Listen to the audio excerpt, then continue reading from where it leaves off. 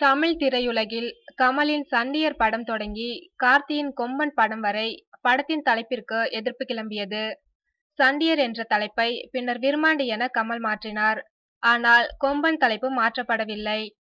பட வெளியீட்டு நேரத்தில் தலைப்பு மற்றும் கதைக்களத்தை காரணம் காட்டி பிரச்சனை வந்துவிடக்கூடாது என்பதால் புத்திசாலித்தனமாக இத்திரையில் வரும் சம்பவங்கள் அனைத்தும் கற்பனையே என்று புதிய படத்திற்கு பெயரிட்டிருப்பது பற்றி இயக்குனர் விஜய் பரமசிவம் கூறுகையில், படத்தின் தலைப்பு சில சமயம் சர்ச்சைக்குள்ளாகிறது. அப்படி எந்த பிரச்சனையும் வரக்கூடாது என்பதால் இந்த தலைப்பு தேர்வு செய்யப்பட்டது. இதற்குத்தானே ஆசைப்பட்டாய் பாலகுமாரா? சுட்ட கதை போன்று இது ஒரு பிளாக் காமெடி கதை. ஜமீன்தார் ஒருவர் ஒரு ரகசியத்தை சொல்லிவிட்டு இறந்து விடுகிறார். அதை கேட்ட சிலர் அந்த ரகசியத்தை வைத்து கோடிக்கணக்கான சொத்தை அபகரிக்க முயற்சிக்கின்றனர்.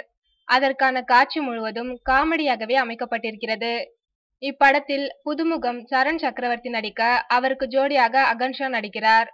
நிழல்கள் ரவி, ஒய்ஜி மகேந்திரன், சண்முக சுந்தரம் உள்ளிட்ட பலர் நடிக்கின்றனர்.